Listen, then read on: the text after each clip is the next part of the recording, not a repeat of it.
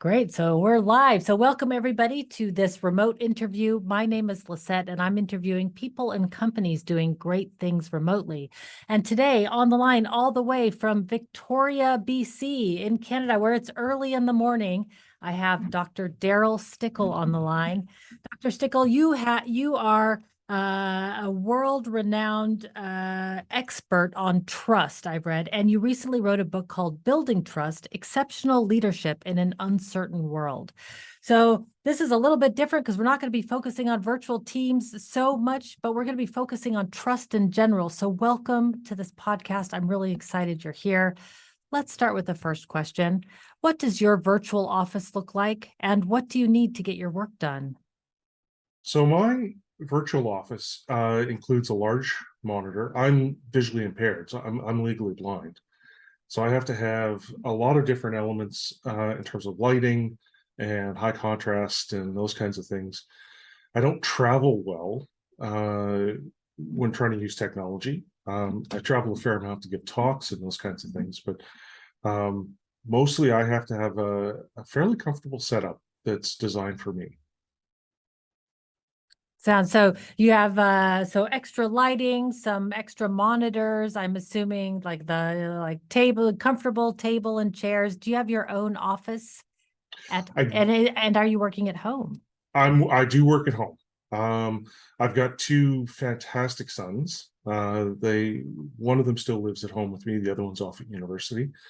But they have come to learn that when dad starts to talk on camera, that they make themselves scarce.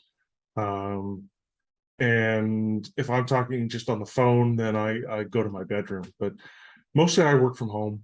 COVID's actually forced a new approach to work for me because I do a lot more training and development online than I used to.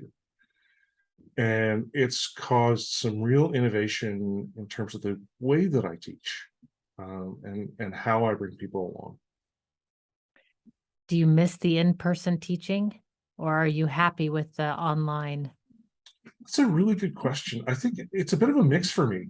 I I love being around people and getting to engage, and it feels like there's more of a connection with the audience because we're able to interact real time and I solve problems real time. Um, what the virtual space does, though, is it allows us to convene over a longer period of time. And I find that when I'm teaching people how to build trust, they need time to apply and practice and try new skills out. And so the iterative approach, the sort of, I'm going to teach you something, you're going to practice, then we're going to talk about it, and then you're going to talk about it with a group of people, really changes the learning experience. So selfishly, I like being around people, but for people's learning journey and experience, I think the virtual stuff is actually more effective. I love that also for the connection in between the times that we're synchronous together. Even the virtual space is brilliant for that, all that asynchronous connection and learning. And indeed, I've had the same experience with my workshop. I like having the sessions 1 week apart, in fact, so that people can try things in between.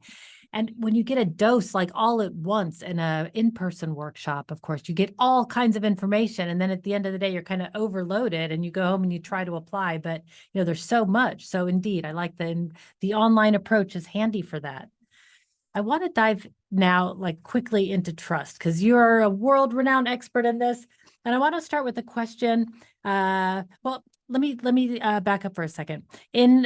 In the materials you sent me, you gave some great examples of low trust environments in a couple Right. of different applications. One was a government, right? When there's low trust in government, you said like people don't trust that their votes are counted or that their votes mean anything. Like in Right. healthcare was another one that you provided when there's not trust that we don't trust our healthcare providers or the medical professionals that are there. And then of course, law enforcement was another great example when we have low trust in law enforcement. What does a low trust environment look like for knowledge workers in a corporate setting? Yeah. So when we have low trust levels within an organization, or knowledge workers, as you aptly put it, they're less likely to share, and understanding and information become coin of the realm. And so if I have knowledge and information, it becomes one of the things that differentiates me, that makes me special. And so trust is the willingness to make yourself vulnerable. And the way we make ourselves vulnerable in organizations is by collaborating, is by pushing back against ideas, by taking risks, innovating, being willing to make mistakes, telling our leaders the bad news before anyone else is, often leaders will say, well, why am I the last to know? And that's a low trust environment. And so collaboration's harder. Innovation's harder. Making things happen. Trust acts like a social lubricant. And so it allows us to engage and connect and be more fluid. And it creates these great efficiencies within organizations. One of the things we measure within organizational behavior as psychologists is something called organizational citizenship behaviors. And that's people going above and beyond, right? Not just doing what's within the limit of their job or their own narrow interpretation of their job, but being willing to do more for either customers or colleagues. Adam Grant talks about givers and takers. And so it's more prevalence of givers. And so we see more organizational citizenship behaviors in environments with higher trust levels. We see people willing to be more generous towards the collective group. They are more inclined to help. And all of these things drive efficiency for organizations. And there are things that we're seeing in shorter and shorter supply. Measurement tells us that trust levels are at the lowest we've ever seen. And I was at a conference recently that was virtually held by Duke, and they were talking about the fact that growth of gross domestic product is actually highly correlated with trust levels within a society. Wow. Yeah, and so they have looked at different nations, and the U.S. is an example, is sort of middle of the road. Parts of Eastern Europe are kind of less inclined to trust, and their growth is slower. Scandinavian countries are higher. So where you're living tends to have a higher level of trust and sense of community. And so growth tends to be higher. And we see more innovation and those kinds of things in environments like that. So really trust is sort of, I mean, you even said this in some of the materials you sent me, trust is sort of the thread and the base of a functioning society and of a functioning company in that case, which is why it's so important. Why do you think the trust levels are so low at this moment in time? Is this sort of like a surge of disinformation and sort of the results of that, or what? Is that too easy of an answer? Well, so for me, trust is a combination of uncertainty and vulnerability. And when we're deciding to trust someone, we ask ourselves two fundamental questions. One is, how likely am I to be harmed, which is perceived uncertainty. And the second question is, if I'm harmed, how bad's it going to hurt, which is perceived vulnerability. And those things multiply together. So uncertainty times vulnerability gives us a level of perceived risk. And if our perception of the risk goes beyond that threshold, then we don't trust. If it's beneath that threshold, then we do. And so if we think about trust using that framework, that means that early in relationships or in low trust settings, we've got high levels of uncertainty, which means we can only tolerate small ranges of vulnerability and still be comfortable. Right. As those relationships get deeper, the level of uncertainty starts to go down, which means the range of vulnerability we tolerate starts to grow. And in really deep relationships, there's just a smidgen of uncertainty. And that means there's a huge gap of vulnerability we can tolerate and still feel like our risk threshold hasn't been violated. If we think about what's going on in the world right now, there are dramatic spikes in uncertainty all over the place. True. And so, we're seeing changes in norms and values. We're seeing pandemics. We're seeing technological advances and changes. Virtual teams that you talk about, the reason that a lot of people struggle is that the virtual teams provoke a great deal of uncertainty for people. They don't know what other people are doing. For leaders, it's a real challenge because their vulnerability has stayed the same, or perhaps, from their perception, it's slightly increased, but their uncertainty's gone up dramatically. And so Right. they can't see what they're doing. They, sometimes don't know if a product is, or if an output from an employee is going to be good or bad until the last minute. Um, they feel like they have much less information to deal with than they used to, and that's a hard place for them to be. Interesting. So I love this model. And I think this is your trust unlimited model that you're talking about, this uncertainty and vulnerability. And I have and choice written as sort of the Right, third. What right. is choice? Well, if I'm stuck, uh, and I don't get to choose whether to engage with you or not, then trust isn't really an issue. I can be comfortable or I can be uncomfortable, but I'm not deciding to trust you. Trust has to include an element of choice. And for trust to actually be something that we're talking about, it means that there's got to be some level of uncertainty. There's got to be some level of vulnerability. Because if we're not a little bit vulnerable, then we don't really care.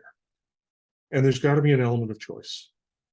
And so it's us making a conscious decision, and or an unconscious decision, but actually having a choice about whether we engage or not. And you're right. It's this is what I go through in the book. It's the model that I developed for my doctoral thesis, building trust in hostile environments. Um, and it's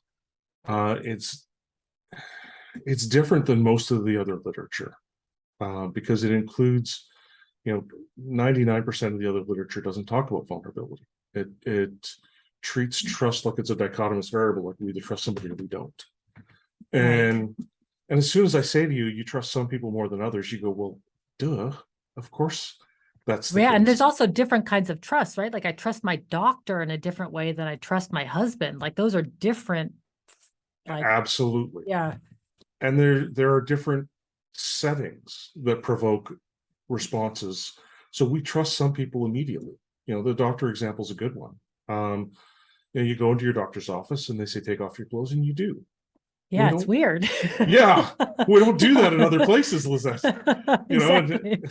and so, um, and that's one of the pieces that also wasn't really sort of included in the literature prior to my thesis, was this notion of context. So being able to explain why you immediately trust or distrust somebody without knowing them at all.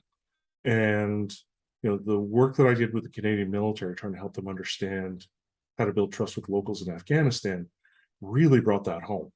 One person with a machine gun looks much like another person with a machine gun. And so until you can start to differentiate, you have to deal with the context. And often, you and I don't have a long standing personal relationship, but there are contextual factors. I get to hear your podcast and I get to understand what your goals and objectives are. It makes it easier for me to predict how you're going to engage with the world. Right. I love this. So in essence, there is less trust on virtual teams inherently because there is more uncertainty in the environment. And Yeah. one of the things that then leaders could do in a virtual sense, if you're really trying to create trust, is to reduce the uncertainty. And there's a number of different ways of reducing the uncertainty depending on what it is. One of the things that you talk about then, though, is diagnosing trust deficits and really understanding what your trust gap is. If I'm a leader in an organization, how would I assess what kind of trust is missing and how big of a gap there is? I mean, you gave some examples before, right? Like people are less likely to share, but as a leader, what would I do specifically to start looking at that? Well, so there's a group that I work with. SAP is a company that I've worked with in the past, and I freely share that because they've freely shared it.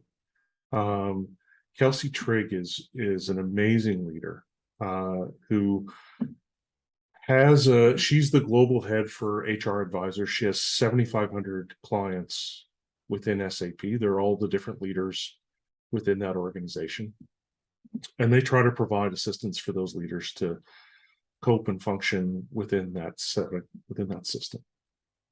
And what I've done is I've worked with them, shown them the model, given them a vocabulary. And so everyone on her team speaks the same language. Right. And there are a series of questions. So as people read through the book, they'll see that there's a set of questions. When we do virtual training with leaders, we walk them through a template.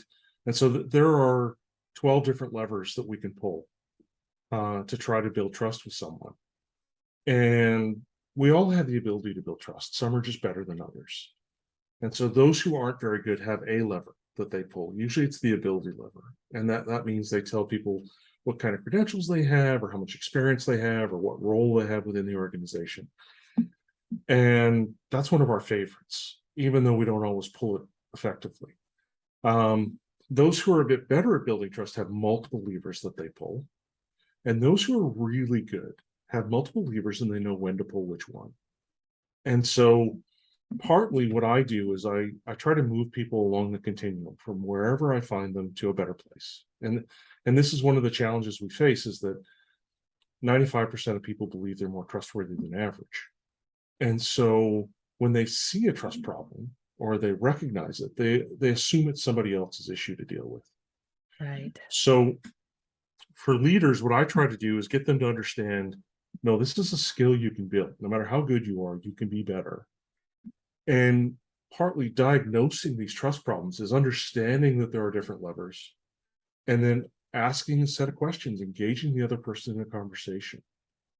And what I've found over 20 years of helping individuals and organizations understand trust and be better at building it is that we so often don't include the other party in the conversation. We just make assumptions. And so if I'm trying to build trust with you, I actually need to start a conversation with you. And I need to say, I'd like our relationship to be stronger than it is. And for that to happen, then that means that I need to engage with you and get a sense of what your understanding is. Because I can think I'm pulling all these levers, but if it doesn't land for you, if it doesn't resonate for you, then it doesn't work. And so there's a big element of empathy. So trying to understand the other party's perspective. And, a lot of times we struggle with the concept of trust because it feels awkward and fuzzy and indistinct. And so if I say to you, Lizette, do you trust me? For most people, it makes them uncomfortable because they're not quite sure what it means, or if we have the same meaning. And the question becomes, well, to do what? Right. It depends. Right. Exactly. But it also feels unkind to say no. Right. And it creates a reciprocal response. So if you say, well, no, I don't trust you, Darryl, then I start thinking, well, why not? Maybe I shouldn't trust you. But if I instead start to talk to you about how well do you understand what I'm going to do, or my approach to things, like how uncertain are you? That's a much easier conversation. Or, how are you vulnerable in this exchange, and how can I help protect you against that? That's a very different conversation. It's a much easier one to have. And so what I do is help people systematically break these things down and then give them templates for conversations that they can start, that start to allow them to change their behavior patterns, allow them to show up differently in the world. And the results have been amazing. The behavior change we actually see when people get a chance to practice. They go, okay, it felt awkward, but wow, did that work well? And, so I guess part of my frustration is exactly what you're kind of pushing on right now is there are an overwhelming number of people talking about trust right now, but there's an incredibly limited number of them actually talking about what to do about it. Yeah. So many of them saying it's important, but not giving us tools to actually try to solve some of the problems we're facing. And that's one of the things that I find with trust, is that it's an abstract concept to a certain extent, And so what I'm trying to do is make it more tangible. I want to be able to Right. say to leaders tomorrow, when you go back to the office or when you talk to your team online, do X, right? Like ask them how their weekend was, schedule a Right. one-on-one, show them that you care, that you've got their back. How about though, if I'm an employee and I've got a toxic leader, right? Or just a Uh, leader, there are some leaders who, I've noticed that they're not bad people. They just don't really care about their team personally, right? Like I've had a right. leader who's like, I just want to show up and work. I don't care what you did on the weekend. I don't care about your barbecue, like I just want to show up and work. And those people exist and totally fine. But like, how would I go about as an employee to approach a leader like that who might not actually be genuinely interested? Right. So I those are don't know. great questions. And Yeah, sorry to there's put you on the spot. I don't know if there's a good yeah. answer for that. Well, so one of the things some more recent research suggests that, and you've touched on a couple of levers. I talked about the ability lever, which reduces uncertainty. The benevolence lever is one of the other levers we can think about, which is having someone's best interest at heart, right? And this one ends up being challenging for leaders in general because they'll say, "Oh, I feel like I do that," but it doesn't always land. When I work with families, I'll ask the parents, I'll say, "Who here has their kid's best interest at heart?" And all the hands will go up, and it's a stirring sight. And then when I say, "How many of your kids would say that?" I get about a third, and it's somewhat hesitant. And so if it doesn't come across clearly in a place where it's supposed to be obvious, how challenging is it for Wow. leaders? And where there's mixed goals and objectives and competing constraints on resources and time and all those kinds of things. And let's actually raise the stakes on that, because research suggests to us that when a leader is thinking about trusting their subordinates, the lever that they're most conscious of is ability. They want people to be competent and capable, able to do the task. But when a subordinate thinks about their leader, the lever that's most powerful for them is benevolence. They want to believe that the leader has their best interest at heart, that they've got their back. And so this becomes a really important lever for leaders. And it's actually one of the things that's diminished the most in virtual teams. Because when you and I are engaged, we've got 20 to 30 minutes, as you said, there's so much ground for us to cover. And so we become very focused on getting the task done, and less energy, less intention on care and concern about each other, and having that conversation about what would good look like for you? What does success look like for you? How do I help you get there? Because those are the questions that start to provoke a conversation around benevolence. It's a way that I start to show you that I care. And we need to be more intentional about those things. And so I mentioned SAP before. One of the things that Kelsey Trigg says really helps them is that they've all got the same playbook. I went through Right. and trained her team. They use the same vocabulary. They have the same levers. They're aware of those levers, and they use that language. And it enables them to have conversations they normally weren't.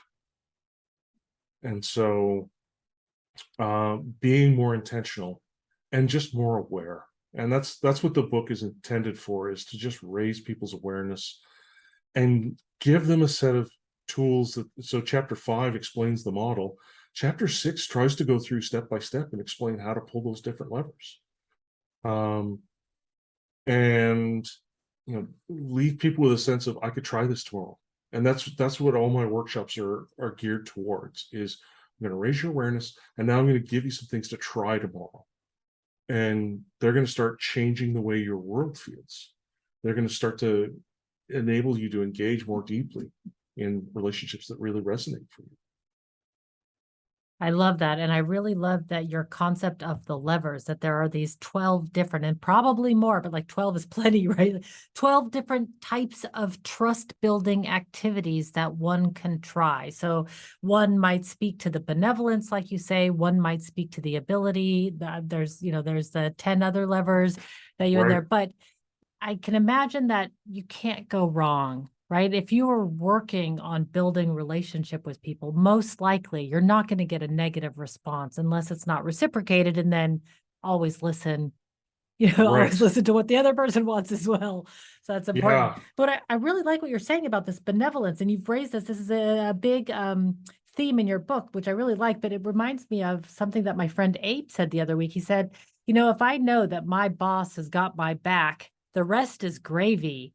And that really struck me, because he just thought, like, if I know that if I make a mistake and my boss is not going to blame me, but rather we're going to go through it together and figure out what went wrong and how, so I'm less afraid there, that we Yeah. go into I'm more vulnerable. I'm less afraid. There's less uncertainty. Everything else is fine. We'll figure the rest out. That's gravy. Right. But if your boss or your team doesn't have your back, you're back at step one, right? You're left with just the work. And there's very few Right. people that enjoy just the work. I love Right. that. And Yeah. the And other thing that oh, sorry, go ahead. no, well, you had a reprisal of one of your sessions in 303, a podcast number 303. A woman who had done her PhD on virtual teams and leading in virtual environments. And she talked about the leader making themselves vulnerable. And you guys had a really interesting conversation about vulnerability. And that's actually one of the ways that we build trust, is by going first. So if I make myself a bit vulnerable to you, you feel like reciprocating, like, oh, well, that's a normal part of this relationship now. And we start to engage and be a little bit more vulnerable with each other. And people often ask me, how do I build trust quickly? Well, it's by going first, making yourself a little bit vulnerable, and then benevolence. It's wanting to help. And that's the way I approach the world. I like to be helpful. I like to have positive impact. This is a passion for me. And so seeing people get it and actually have positive experiences and engage the world more effectively, that's powerful for me. I can imagine. Yeah, the world becomes a better place. Like, if we can raise the global levels of trust, well, then we have then raised the functioning society, right? Like, Yeah, where we like each other more, which would be great in this. And, as we see it all over in the world now, there's examples everywhere. And one of the things that I really liked, what you just said a few minutes earlier, was talking about team building, but also trying to understand what trust means for the other person that you're speaking to.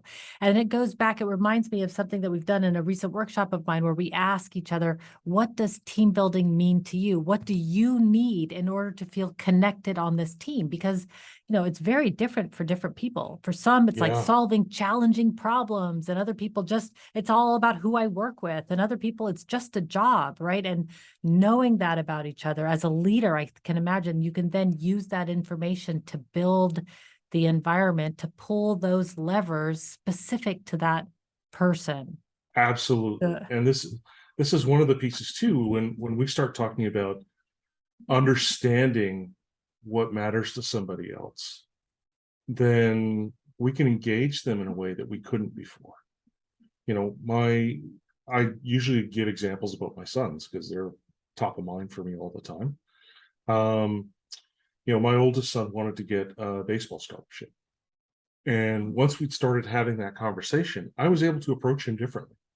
I was able to say, hey, to get a baseball scholarship, you have to have good grades and you have to do well at baseball, but you also have to be connected to your coaches and be a good teammate, so that when these schools are doing their due diligence, people are saying positive things about you. And so I was able to start pushing him on things, and it landed for him like me having his back, not like me hounding him.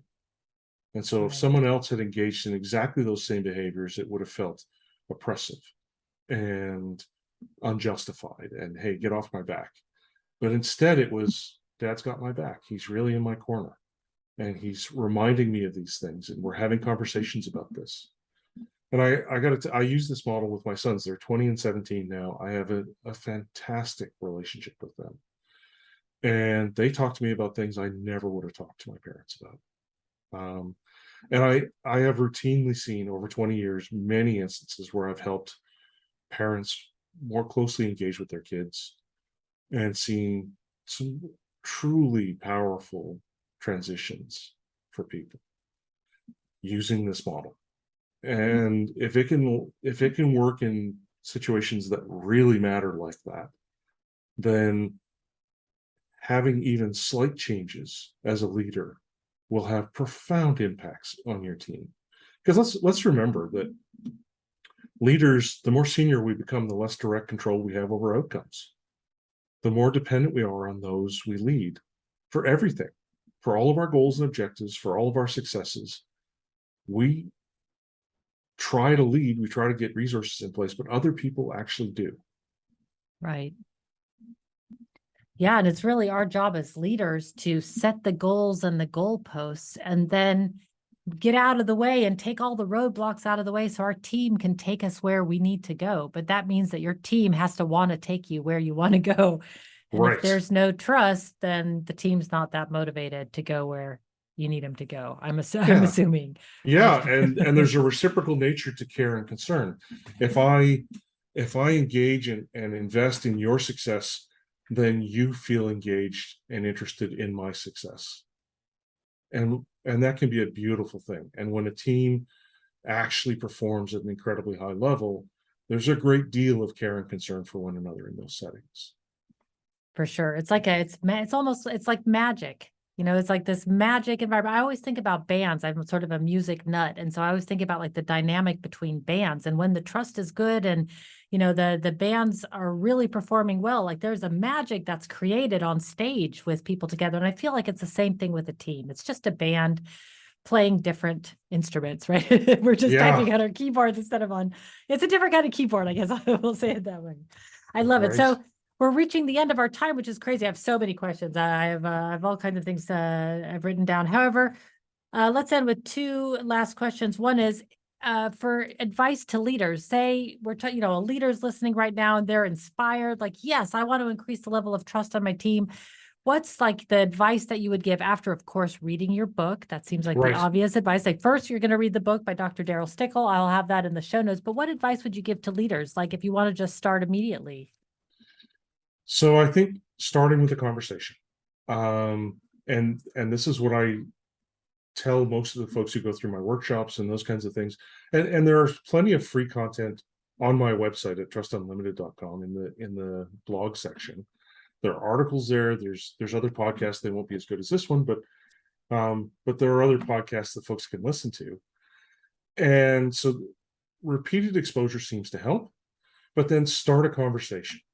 And the conversation should go something like this. I just listened to this podcast on trust. I'd like to be more intentional about my relationships. And I'd like to think more about how to strengthen them. And that should initiate a response from the other person you're talking to. They should say, oh, well, that's interesting. What did they say? And how are you going to do that? And then be able to say, well, this person said that trust is the willingness to make yourself vulnerable when you can't predict how someone else is going to behave. And there's elements of uncertainty and vulnerability in there. And it got me thinking about what's the uncertainty in the relationships that I'm engaged in. Is there uncertainty between us? Like, do you have a clear understanding of what my role is and how I get compensated and how I get evaluated and all those things? And so we just start picking those pieces apart a little bit together, start modeling some of that behavior. And there are a number of questions in the book, but just start trying to engage people and have these conversations to demystify trust a little bit and to make it part of your shared understanding. Oh, that's what they said trust is? I guess that makes sense. I hadn't really thought of it that way. All of a sudden, we've got a shared definition. Right. And then we can start saying, well, what does vulnerability look like? I know I'm vulnerable to you when I ask you for tasks and when I ask for projects, because you're, more expert on it than I am at this point, because you're the one actually doing it. And so I rely on you. I know I'm vulnerable to you. How are you vulnerable to me? And we start to pull apart those things and bring them out into the light so it's easier for us to have that conversation. That's what I would suggest. I love that. So it sounds like the answer to many things in the world is more transparency into the systems, the conversations, how we're operating together, just more transparency together into Right. our relationships overall. And I Yeah. like what you're saying. We just need to be a little bit more intentional, a little bit more deliberate about how we go about building relationships with our team. So taking a step back and then pulling on some levers and seeing what happens. Because I can't Yeah. imagine, it's rare to get a negative response. It does happen, I'm sure. But Yeah. 99% of the time, you're going to get somebody saying like, oh, of course, I would love to be closer, right? Or I'd love Yeah. to strengthen this relationship somehow, to whatever extent. Overwhelmingly, that's the response of the people that go through my course. They say, wow, it felt a little awkward to do it at first, but I can't believe how positive the response was. Because what we do in the course that I deliver is I get people to pick a couple of relationships and I say, this is where you're going to start. You're going to practice here. And you're going to tell that person, hey, as part of this course, I have to have a practice buddy. Would you be willing to be my practice buddy? The responses are just overwhelmingly positive. People are like, I Yeah. would love to do that. So yeah. Yeah, that sounds like a lot more fun than like language study or, like I'd love to be a trust practice buddy. I love it. All right. Well, we're running out of time. And so I've got the final question, which is if people want to learn more about you and to connect with you personally, of course, they can go to trustunlimited.com. I'll have all of that in the show notes, but what's the best way to find you online? So you can email me, Darryl@trustunlimited.com. Or you can check out my LinkedIn profile. Those are the places where I tend to haunt the most. And I'm always happy to talk to people and try to be helpful. Love it. Well, I have really enjoyed the conversation today. And I think that what you've shared with the audience is really going to really hit home because clearly we're in a time of low trust. I think people feel that everywhere. And if we can Yeah. each take a little bit more individual responsibility for our own relationships, I think we can radiate things out to make a more positive world. So thanks for your help in doing that. Thanks, All Elizabeth. right. All right. Until next time, everybody. Be powerful.